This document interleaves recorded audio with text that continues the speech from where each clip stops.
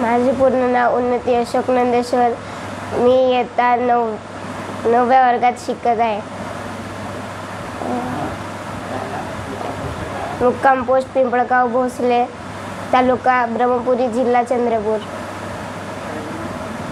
शाळेचे नाव महाराष्ट्र विद्यालय पिंपळगाव भोसले. ई-स्कॉलर मध्ये येण्यापूर्वी तुमची समस्या काय होती? मला एक चॅप्टर 2-3 घंटे मला एकच चॅप्टर 2-3 घंटे अभ्यास करायला अडचण जायची. नंतर मला व्हिडिओच्या द्वारे लवकर समजू लागला व अभ्यास करायला कमी कालावधी लागू लागला.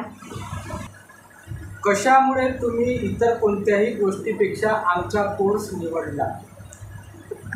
कमी दरात व कमी वेळेत मला घरच्या घरी व्हिडिओ पाहून अभ्यास करायला मिळते व बाहेर ट्युशनला न जाता घरच्या घरी व्हिडिओ पाहून अभ्यास करायला मिळते.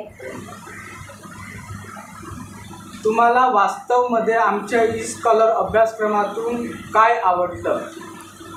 एकच टॉपिक डबल पाहता येते.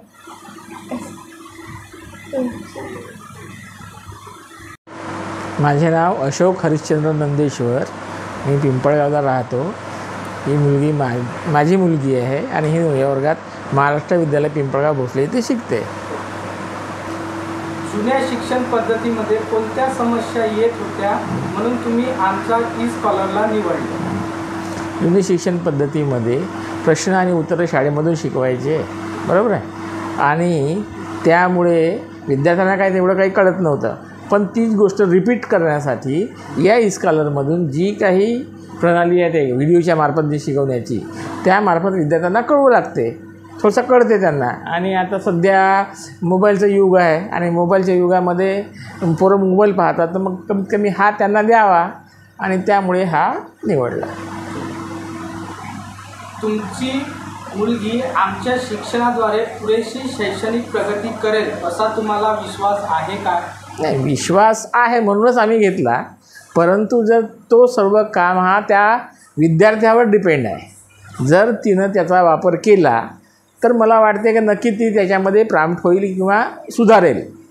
परंतु हे सर्व गोष्टी त्या विद्यार्थ्यावर अवलंबून आहेत असं मला वाटते. आमच्या कोचिंगचा विचार करणाऱ्या एखाद्याला तुम्ही काय सांगाल?